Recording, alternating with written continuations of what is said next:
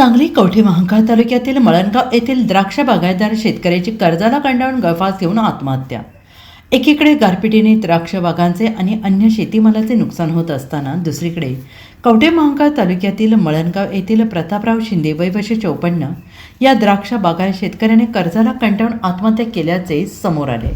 द्राक्ष बागेच्या सततच्या नापिकीमुळे बँकेचे 20 ते 25 लाख रुपयांचे कर्ज फेडायचे कसे या आर्थिक विवंचनेत सापडलेल्या शिंदे यांनी गळफास घेऊन आत्महत्या केल्याची दुर्दैवी घटना समोर आली आहे। प्रतापराव शिंदे यांनी 3 एकर क्षेत्रात द्राक्ष बाग उभारली।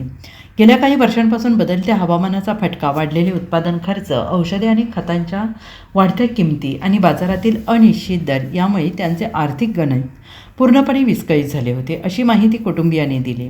द्राक्षबाग उभारण्यासाठी त्यांनी सुरुवातीला मळणगाव येथील विकास सोसायटीकडून मध्यम आणि दीर्घ मुदतीचे कर्ज घेतले। शेतीतून अपेक्षित उत्पन्न न मिळाल्याने कर्ज थकत गेले। वाढत्या व्याजामुळे आर्थिक ताण अधिकच वाढत गेला। परिस्थिती सावरण्याच्या उद्देशाने नंतर फेडरल बँकेचे कर्ज घेऊन सोसायटीचे कर्ज फेडले। मात्र नव्या कर्जाच्या हप्त्यांचा बोजा त्यांच्या खांद्यावर आणखीन वाढत चालला। हवामानातील अनियमितता आणि रोगराईमुळे यावर्षी 3 एकर बागेला द्राक्ष लागलीच नाहीत, त्यामुळे वर्षभराचा खर्च वाया गेला। शेवटी निराश होऊन त्यांनी ही द्राक्ष बाग तोडून टाकली।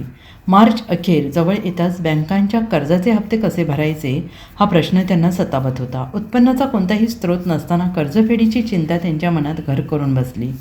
या सगळ्या विवंचनेतून मार्ग न सापडल्याने शिंदे यांनी शेतात जाऊन गळफास घेतला। Bureau report, SBN Marathi, Sangli.